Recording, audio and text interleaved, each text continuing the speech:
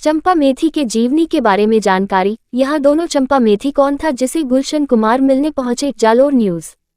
जालोर 31 अक्टूबर 2023। चंपा मेथी की जुगलबंदी का आज भी कोई विकल्प तैयार नहीं हुआ है।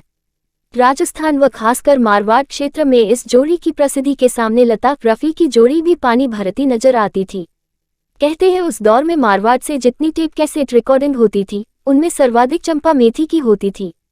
इनकी प्रसिद्धि व कार्य को देख कैसेट निर्माता टी सीरीज के मालिक गुलशन कुमार स्वयं मुंबई इन्हें व्यक्तिगत मिलने के लिए आए थे। उनकी जुगलबंदी में गाया गया एक एक गीत यहाँ के लोगों के दिल में आज भी गूंज रहा है।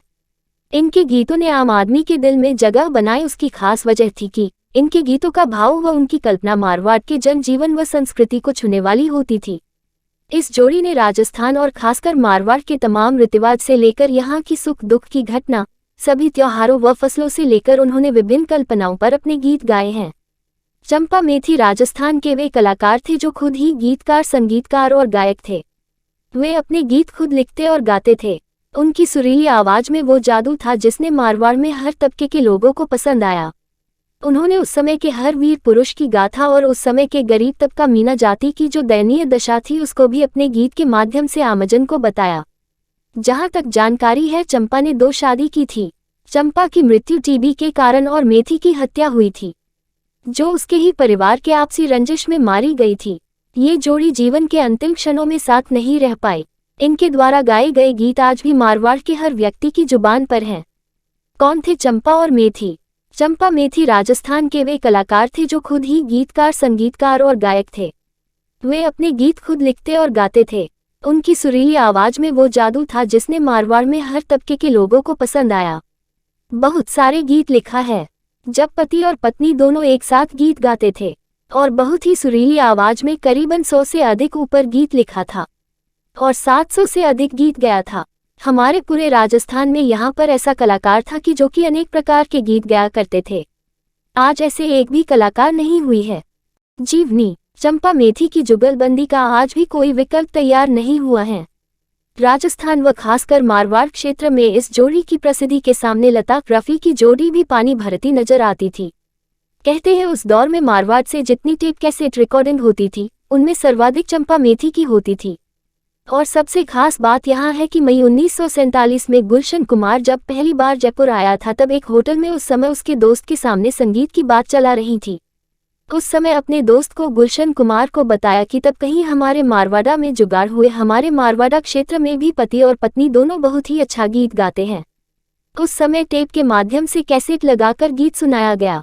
गुलशन कुमार बहुत ही प्रभावित हुई और उनको तजुर्बा हुआ कि इतनी सुरीली आवाज चंपा मेथी की जैसे लता मंगेशकर की आवाज जैसी। और गुलशन कुमार प्रभावित हुए और कहा कि मुझे मिलने हैं और इच्छा जारी किया गया। मुझे मिलने हैं और बहुत बिजी होने के बावजूद भी फिर भी वहां जोधपुर आया था और जहां पर होटल में ठेला था उस होटल में चंपा मेथी से मुलाकात किया था और दोनों को चंपा मेथी को होटल में बुलाया गया था। और गुलशन कुमार ने यहां तक भी बोला दिया था कि मैं आपको मुंबई लेकर जाऊं गया और पूरे तैयार तक कर डाली थी चंपा मेथी को मुंबई लेकर जाने के लिए। परंतु गुलशन कुमार को 12 अगस्त 1947 को गोली मारकर हत्या कर दिया गया थी जिससे चंपा मेथी का सपना अधूरा सा रह गया था और चंपा मेथी का सपना पूरा नहीं हो सका। उपलब्धियां। इनकी प्रसिद्धि व कार्य को देख कैसेट निर्माता टी सीरीज के मालिक गुलशन कुमार स्वयं मुंबई से इन्हें व्यक्तिगत मिलने के लिए आए थे। उनकी जुगलबंदी में गाया गया एक एक गीत यहाँ के लोगों के दिल में आज भी गूंज रहा है।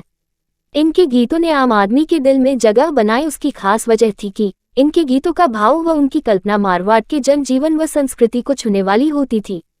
इस जोड़ी ने राजस्थान और खासकर मारवाड़ के तमाम रीतिवाज से लेकर यहाँ की सुख दुख की घटना, सभी त्योहारों व फसलों से लेकर उन्होंने विभिन्न कल्पनाओं पर अपने गीत गाए हैं। उन्होंने उस समय के हर वीर पुरुष की गाथा और उस समय के गरीब तबका मीना जाति की जो दयनीय दशा थी उसको भी अपने गीत के माध्यम से आमजन को बताया।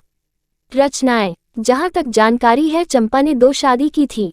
चंपा की मृत्यु टीबी के कारण और मेथी की हत्या हुई थी जो उसके ही परिवार के आपसी रंजिश में मारी गई थी। ये जोड़ी जीवन के अंतिम क्षणों में साथ नहीं रह पाई। इनके द्वारा गाए गए गीत आज भी मारवाड़ के हर व्यक्ति की जुबान पर हैं।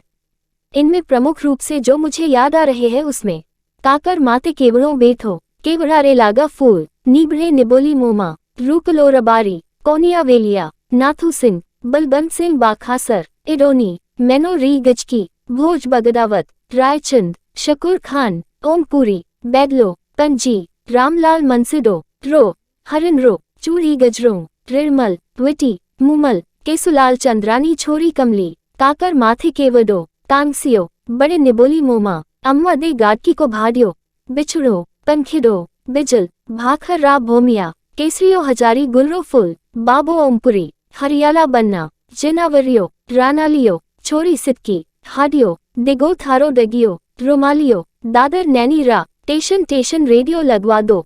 जब रेडियो व्यक्ति की प्रतिष्ठा का साधन हुआ करता था, बहुत कम लोगों के पास रेडियो हुआ करते थे। इस तरह के हजारों गाने गाए हैं जो आज भी सुनने वालों को आनंदित कर देते हैं। मेरी इच्छा व मांग है कि राजस्थान सरकार को संगीत कला के क्षेत्र में इस जोड़ी के नाम से पुरस्कार रखा जाना चाहिए और इन्हें मरणोपरांत संगीत सम्मान भी दिया जाना चाहिए, क्योंकि इस जोड़ी ने दशकों तक मारवाड़ के लोगों का निस्वार्थ मनोरंजन तो किया ही, साथ अपनी कला, संस्कृति, संगीत, अपनायत से जोड़े रखा। उस दौर में जब मनोरंजन के कोई साधन नहीं थे, तब मारवाड़ का एक भी घर शायद शेष नहीं होगा जहां इस जोड़ी के संगीत की कैसेट ना हो। चंपा कौन है, उसे किस चीज का ज्ञान नहीं है। इसे सुने रोकेन चंपा गांव की अनपढ़ बालिका है, उसे अक्षर ज्ञान नहीं है। जब कभी पढ़ने लगता है तब वह वहां आकर चुपचाप खड़ी खड़ी सुनती रहती है। चंपा कवि द्वारा बोले गए अक्षरों को सुनती है। चंपा का आधुनिक नाम क्या है? इसे सुने रोकेन चंपा के लोग और राजा शैव थे। अन्नम प्रांत के मध्य और दक्षिणी भाग में प्राचीन काल में जिस भारतीय राज्य की स्थापना हुई उसका नाम चंपक था। चंपा मेथी की मौत कैसे हुई?